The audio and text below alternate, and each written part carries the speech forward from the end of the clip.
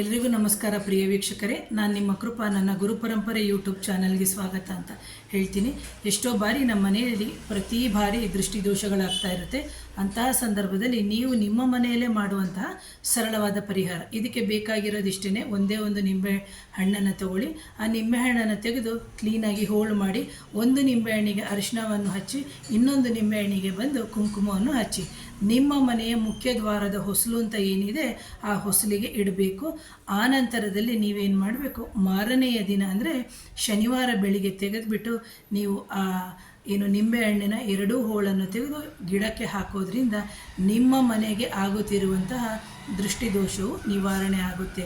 ಇದನ್ನು ಬಂದು ಅಮಾವಾಸ್ಯೆ, ಹುಣ್ಣಿಮೆ ಮತ್ತು ಶುಕ್ರವಾರಗಳಲ್ಲಿ ಮಾಡ್ಕೋಬೋದು ಪ್ರಿಯ ವೀಕ್ಷಕರೇ. ಇದು ಅತ್ಯಂತ ಸರಳವಾಗಿರುವಂತಹ ಪರಿಹಾರ. ಇದನ್ನು ಪದೇ ಪದೇ ಮಾಡ್ತಾ ಹೋಗಿ. ಇದನ್ನು ಒಂದು ವಾರ ಮಾಡೋದು, ಒಂದಿನ ನಿಲ್ಲಿಸೋದು, ಆ ಥರ ಮಾಡುವಂಥದ್ದು ಬೇಡ.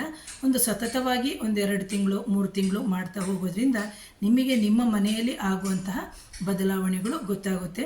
ಸೊ ಆ ನಂತರದಲ್ಲಿ ಅದನ್ನು ಕಂಟಿನ್ಯೂ ಮಾಡೋದಾದರೆ ಮಾಡ್ಬೋದು, ಇಲ್ಲಾದರೆ ನಿಲ್ಲಿಸ್ಬೋದು. ಮೊದಲನೇ ಬಾರಿಗೆ ಯಾರಾದರೂ ನನ್ನ ಚಾನಲ್ನ ನೋಡ್ತಾ ಇದ್ದರೆ ದಯವಿಟ್ಟು ಈ ಚಾನಲ್ನ ಸಬ್ಸ್ಕ್ರೈಬ್ ಮಾಡಿ, ಶೇರ್ ಮಾಡಿ, ಕಮೆಂಟ್ ಮಾಡಿ. Thank you.